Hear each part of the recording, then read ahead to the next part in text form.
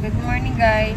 Papunta kami ngayon sa farm sa barangay Cuyambay. And first time kong isasama yung pet namin.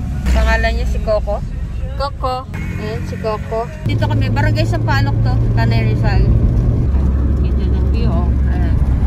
Nung matiis na hindi niyo makita yung view guys. Ganda. Kalsada pa lang, ang ganda na. Kalsada, oh, diba? Sarap dito magmotor. Tsaka ano din dito, pasala talaga lalo na yung mga riders. Dito sila nagpupunta. Ayan, may ginagawa pang bago resort dito, oh. Para mapapasyalan nyo din. Oh, diba? Ganda.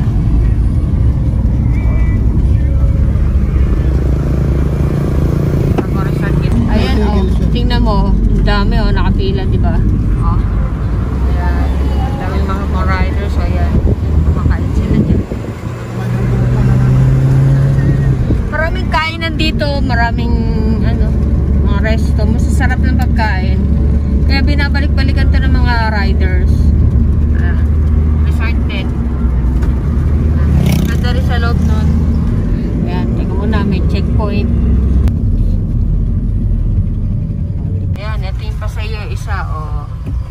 Ganda rin ang kumain dyan. Overlooking, oh. Ayan, overlooking. Tayong mga bantay, oh. Ayan, malapit-lapit na tayo sa barangay Cuyambay. Siguro mga 10 minutes. Ito pa yung isa, MRTSF. Ito pa, isa pang magandang resort dito, Sierra Madre. Ganda sa loob dyan. Pababa. Ito na tayo sa barangay Cuyambay. Pababa na tayo. Dito na tayo sa barangay Cuyambay. Behave naman si Coco. Ayan. O, diba? Ganda ng view. O. Sangka pa, ganda, diba? O, pang Insta, at Twitter, pang Facebook, lahat na.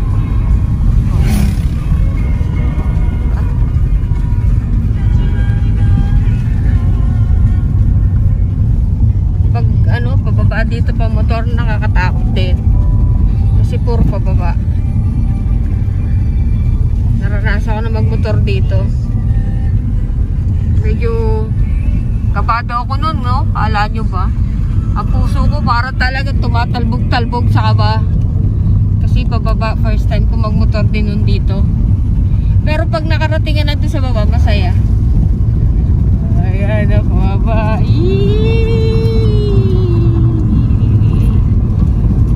Sarap magmotor dito. Pero dito pasyalan, tawag nila dito, ano, Lambingan Hills. Pero hindi pa rin ako nakapunta dun. Pag ano, share ko sa inyo. Hindi ko alam kung natatawag sa inyo eh. Marikit na lang kaya. Mga kamarikit. Yeah, ayos ba yan? Hindi ko alam kung natatawag sa inyo eh. First time ko kasi mag-vlog nito eh. So ano ba dapat itawag sa inyo? Kasi sabi nila, marami na nagsasabi nga, hi guys, hi guys. Eh puro guys nga ako kanina eh. Kasi pag nakakapanood ako, hi guys. Sa ngayon wala pa ako alam eh. Basta kaibigan mo na. Ayan, pababa na tayo. Pakikita ko sa inyo, mga marikit na manonood. Ayan. Bababa ako ng kotse para mapakita ko sa inyo kung saan tayo pupunta. Guys. Ayan.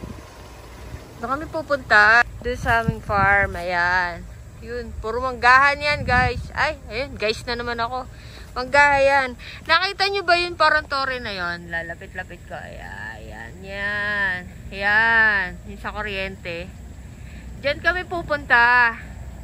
Maglalakad kami.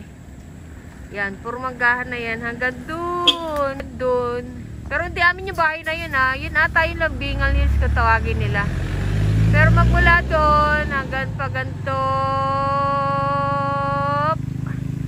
Pataas doon. Ayun doon. Doon kami pupunta. pa yan? Siguro mga December. Tiba-tiba kami sa mangga. Ayan o, tinan mo. Overlooking. O, diba? Ganda. O. Kaya pag umakit kami dyan, hingal kabayo talaga. Talagang tagak-takaw pawis ko pag umakit kami dyan. Pero mo yan, magmula doon sa baba hanggang doon ang packet namin. O, sige. Ba na tayo uli. Pupunta muna kami dito sa isang lupa uli. Medyo hindi naman ganong kalakihan. Bababa ko lang yung mga halaman ko na itatanim ko mamaya kasi sobrang init. Baka mamatay yung halaman ko. Sarap pa naman ito pag lumaki na. Sweet tamarind. Tapos yung mangga. Ano pa ba yung isa? Kasoy. Kasi yung mga kapamilya ko sa Taguig, mahilig sila sa kasoy, kaya magtatanim ako ng kasoy. Oh, ito na yung lupa na lalagyan ko ng tanim ko. So, iwanan ko muna dito yung pananim. Yan, bababa muna namin. Pero pinapaano na namin ito, pinapabakuran. Kaso nga lang daw, hindi pa raw na-deliver yung mga, ito yung simento. Yan, na ikakabit. Sayang nga, dami ko na tinanim dito. Pero ang guyabano, duhat, lemon, ba't bang klaseng mangga, may lansones pa. So siguro mga 1 year, almost 1 year kaming hindi nakabalik kasi naging busy sa trabaho, tsaka sabay pa yung pandemic. So yung binababa na nila yung halaman. Teka lang ha, ito si Coco. Amoy-amoy. First time niya kasi sumakay talaga sa kotse. First time namin siyang dinala dito. Kaya medyo, ayan. Amoy. Coco, excited ka ba?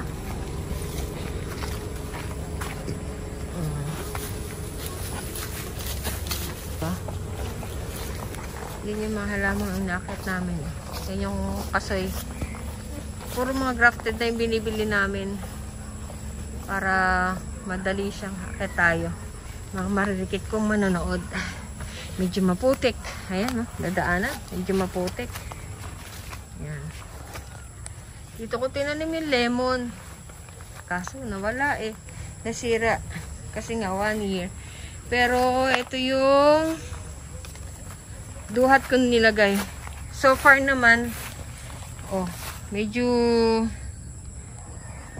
nagkaroon ulit siya ng buhay. Tanggalin natin to. Kasi ito rin nakakasira yung gumagapang sa sa halaman. Mamaya babalik kami dito para maglinis-linis ng konti. Kasi nung summer nagpunta kami dito, nilinis namin mag-asawa to. As in maganda siya pag malinis, yung hindi ganitong maraming damo. Kasi maulan, kaya ang dami uli. Oh. Ayan halaman ko. Babalik ako kayo dyan ha. Tatanim ko kayo. Pupunta muna kami dun sa kabilang lupa uli. Balik tayo dito mamaya. Ito yung simbahay. Oh. Mga marikit. Ayan. Yan yung simbahan dito.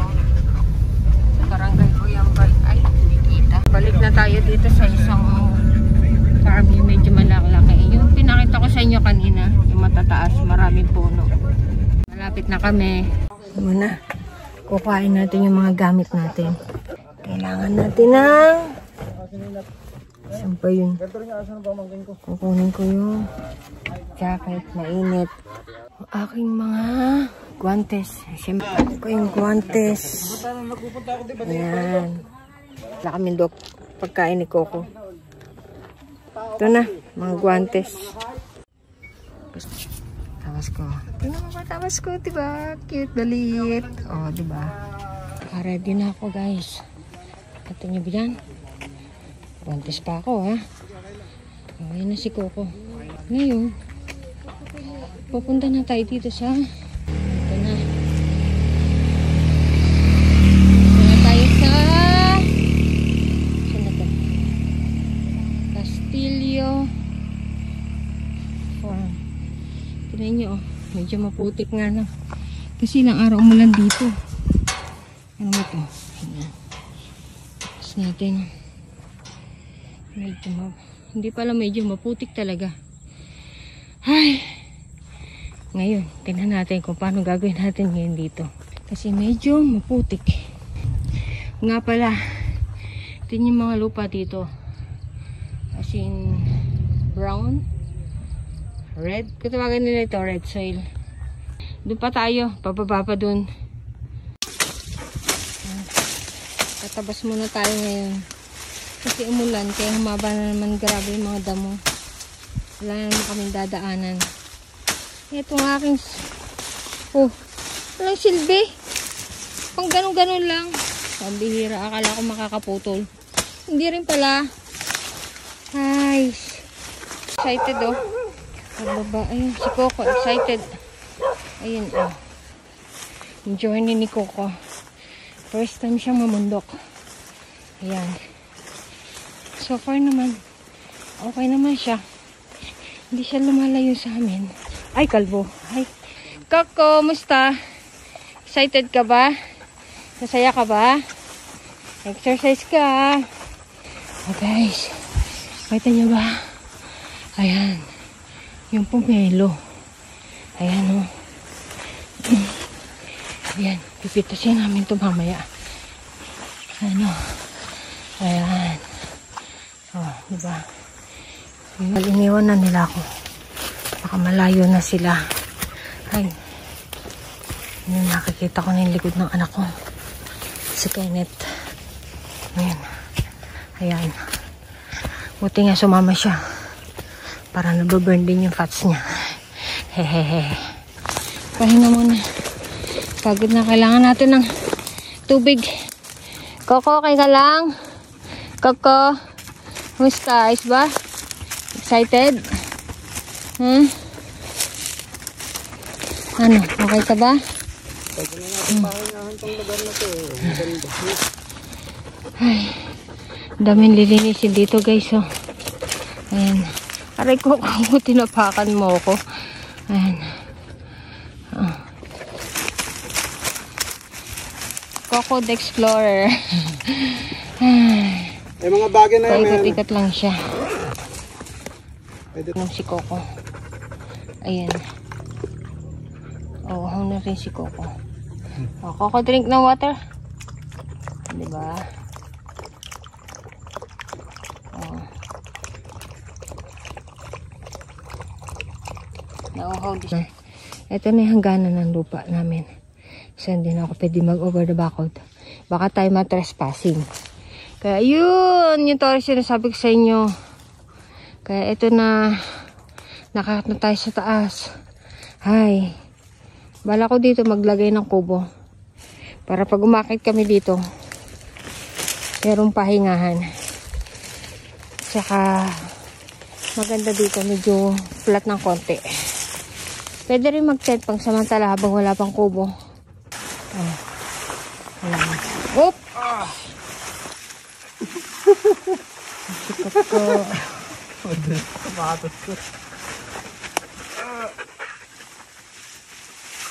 Seedless pomelo. Yun yung isa pang pomelo.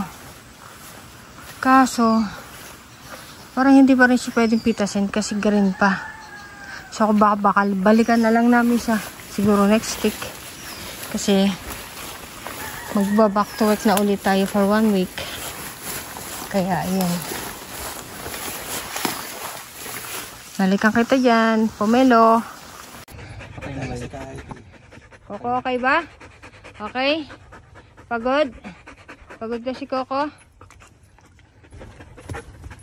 Oh, masaya siya. Oh. Ayan. Ikot na ikot. Ganyan. Dito na kami sa lupa uli namin. Ayun, tinatanim na yung mabuti lang. Kasoy. Ayan, nagtapos kami ng unti. Sobrang pagod na ako ga. Sobrang pagod na ako mga marikit. Ayan. Dito yung isang tinanim na sweet tamarind. Ayan, yung isang sweet tamarind. Oh. Ayan. Ayan, doon. Tinanim namin yung mga lalaki na kasi ng aking insulin plant. So, pinutol namin. Oh, kaya ayan. Dito namin tinanim sa gilid. Tinan mo guys, taba na lupa. Sobrang laki ng dahon insulin plant. Usually nakikita ko ganyan lang. Pero to guys, ito na niya, haba talaga. Ang laki. As in, ang laki guys. O, ayan o. Yung mga daon na yan, iuwi ko sa nanay ko kasi diabetic ang nanay ko. So, pakakainin ko niya insulin plant. Kaya nagtanim din ako niyan para sa nanay ko. O guys, ito pa. Yung itatanim na insulin. Ayan. Ganda ng lupa dito sa lupa namin. Medyo mataba siya. Tapos ito yung puno ng mangga. Kaso wala pa siyang bunga. Ayusin ko. Wala kaming ginawa kundi tawagin kasi nangangapit bahay. Ayan o. Ayan. Ayan. Ito yung si Coco.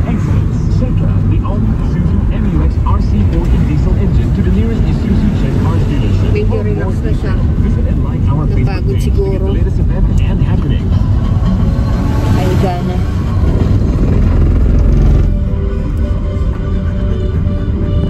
Relax. Lapit na kamuwi sa bahay. Siguro magtutulog lang to kasi pagod siya. Finally, nakarating na kami sa bahay. Wala. Ayun! Ang kanyang kaibigan, si Gracie. Oh. Si Coco. Coco, nag-enjoy ka ba? Coco, ayos ba? Kaibigan niya, oh. Si Gracie, si Gracie. Oh, susunod, sasama na namin sila dalawa din sa bundok. Yun, na-miss nila isa't isa. Mga maririkit kong kaibigan. Guys, Coco, babay ka na sa kanila. Babay ka na.